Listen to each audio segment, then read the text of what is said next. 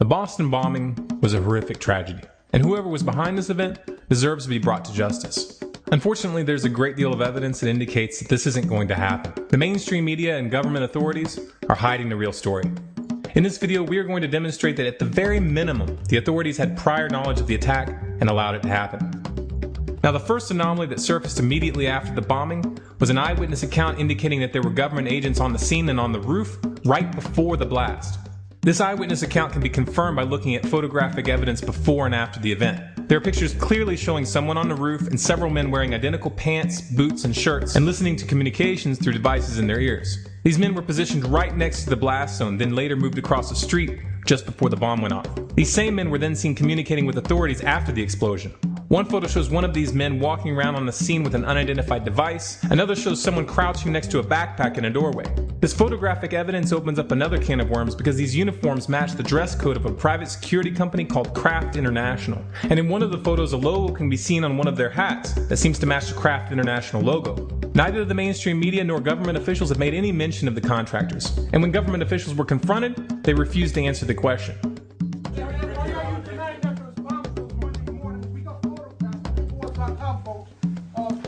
Next question, please. Next question, please. Yes. So there's a lot more evidence of a cover-up that we aren't even going to touch here because it would open up way too many tangents. If you do a little research on your own, you'll find plenty of information. Just what we showed here clearly indicates that the Tsarnaev brothers weren't acting alone if they were indeed involved in the bombing. However, their parents have come forward stating that their sons had been in contact with the FBI for years and that they were framed by the US government. There are also serious questions concerning the death of the older brother.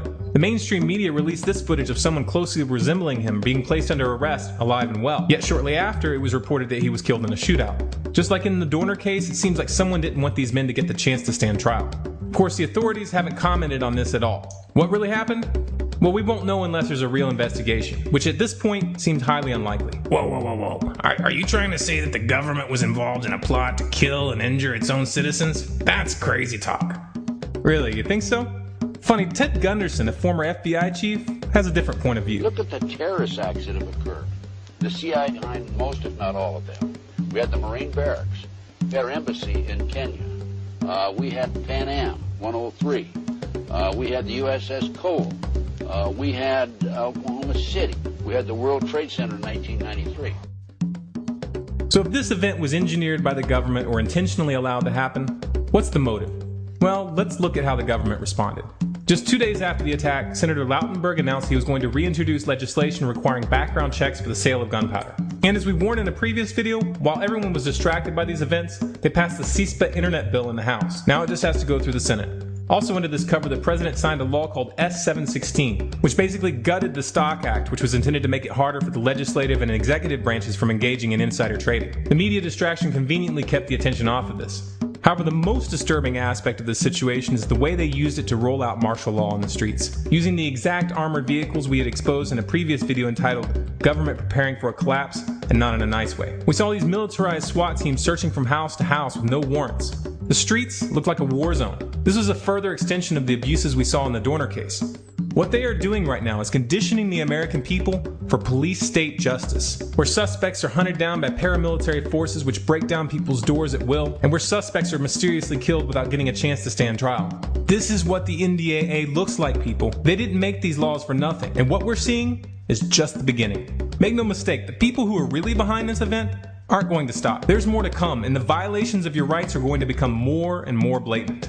The powers that be are building up to something big. I don't pretend to know what that event is, and I don't pretend to know when it's going to happen. But I will say this, if we allow them to get away with this now, eventually these scenes that we saw in Watertown are going to be directed at political dissidents. All of the signs that your government is preparing for a full police state crackdown are right in front of your eyes. We've shown in previous videos how the government is buying up billions of rounds of hollow point ammunition, setting up plans and training employees for military detention camps for US citizens, and buying up thousands of military-grade armored vehicles like we saw being deployed in Watertown. I understand that this is extreme, and that some of you may be hesitant to share this information with others. But if you see what's at stake here, then you have the responsibility to do everything in your power to wake people up. The embarrassment you may feel when someone calls you a conspiracy theorist or something along those lines is nothing compared to the consequences of allowing these criminals to proceed unhindered. Please make a commitment to reach out to as many people as you can, especially the police, the military, and the DHS. There are good men and women in these organizations. We've got to get their attention. We've got to help them realize where this is going. If we fail, in the not too distant future, you're going to wake up and realize that you're living in a full-out military dictatorship. And when that day comes, it's going to be too late. If you'd like more content like this, please subscribe to this channel, Stormclouds Gathering, on YouTube. For updates and bonus content, follow us on Facebook at facebook.com/StormcloudsGathering, on Twitter at Collapse Updates, and our website, stormcloudsgathering.com.